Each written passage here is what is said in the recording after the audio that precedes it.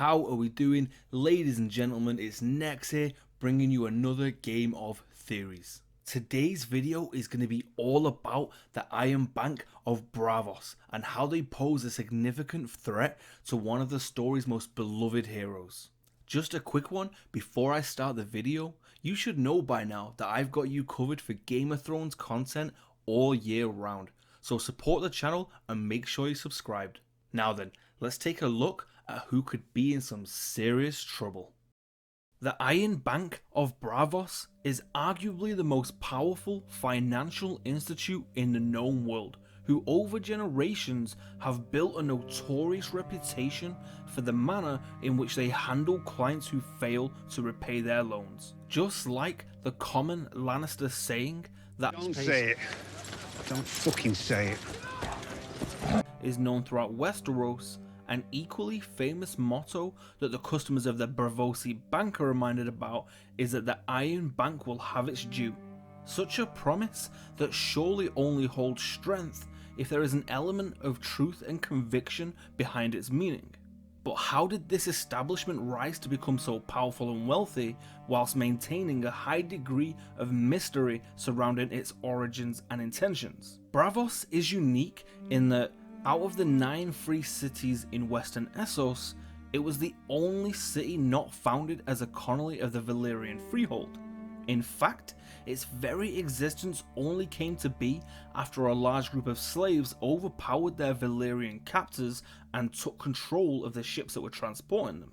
Knowing that they would be severely punished for such an act of rebellion, they sought refuge as far away from the freehold as possible, thus forming their very own secret city. Not long after Braavos was founded, and still some time before the doom of Valyria, the Iron Bank was created by 16 men and 7 women who were traders that hid their valuables in an abandoned iron mine, hence the name Iron Bank. As the mine's chambers filled with treasures, the syndicate decided to form a bank to utilize their growing capital, and it has since become the greatest single repository of wealth in the known world. Even to this present day, everyone from princes to merchants regularly submit applications for finance and loans.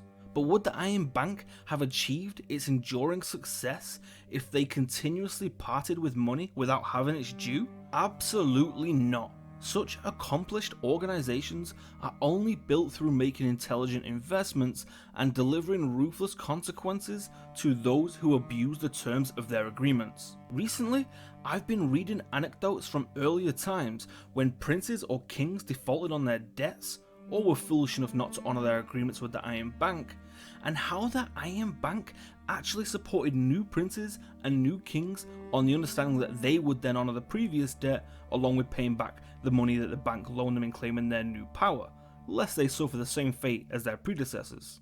There was even a story about one of the Targaryen kings who inherited his father's debts and was forced to treaty with the Iron Bank. Now, assuming these tales to be true and that they really do relentlessly live by their motto that the Iron Bank will have its due, then there is some serious trouble brewing.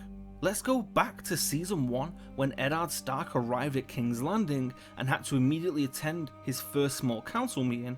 He was shocked to discover the truth about the capital's debts.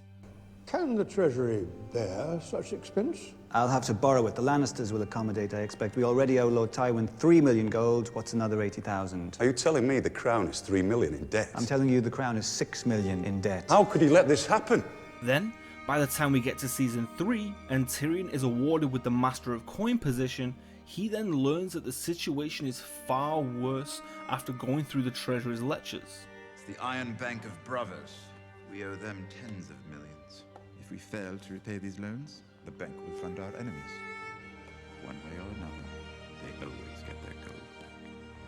If the Iron Bank and these debts weren't significant, then I don't think George R.R. Martin would put so much emphasis on it in the books, and Dan and Dave surely wouldn't have to include it in the TV show plotline.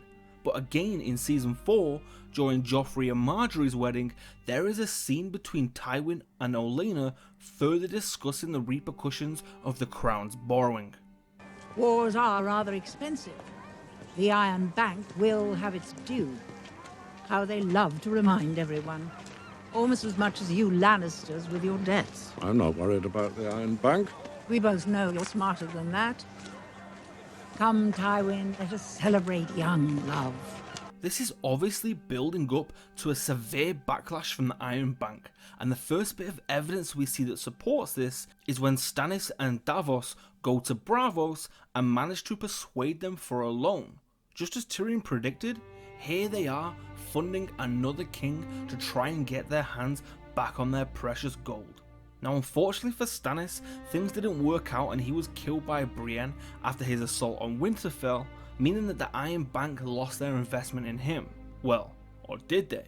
We'll come back to that in a short while. So, what does that mean in regards to the original debt owed by King's Landing?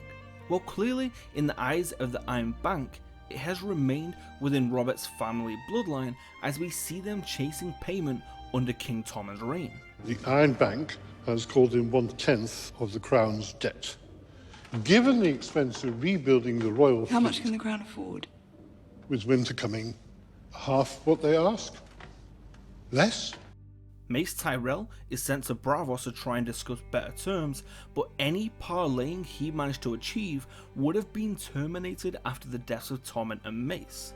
Cersei, as Tommen's mother, widow of Robert Baratheon and newly crowned Queen of Westeros, has undoubtedly inherited the debt. The Iron Bank are clearly not going to relinquish their desire to get their money back, and I genuinely believe that a side plot we will see in season 7 or 8 is them making further attempts to topple the throne of the Seven Kingdoms. Have they already begun? In a previous video, I talk about why Euron Greyjoy has chosen this time to come back. Could this be one of the reasons? By his own words and those of Theon, he has no intention of sharing the Iron Throne with Cersei or Daenerys, and I can imagine a new bank balance would help him with his plans of rising to power. Finally, let's go back to the lost investment in Stannis. Is this organization really just going to let slip all of that money because he's dead? My answer would have to be no, not if they can possibly hold someone else accountable. Who was the person that pleaded with the Iron Bank's council members and was evidently responsible for them changing their minds about lending them the money? Davos Seaworth. And who has just been declared king in the north, with Davos as one of his trusted advisors? Jon Snow. Will the Iron Bank work with Jon Snow in the greater scheme of things, or has Davos placed him in a dangerous situation? Have they already set in motion their plans to take down the capital? And was the vision we saw in the House of the Undying the aftermath of the Iron Bank's wrath? As always, thank you for watching guys, and I really hope you enjoyed the video. Are they really just going to let all of their debts wash away? Do you agree with the theory and think that Jon Snow and company have become targets of the Iron Bank? Or have they got bigger fish to fry? Let me know in the comments below. And until next time guys, take it easy.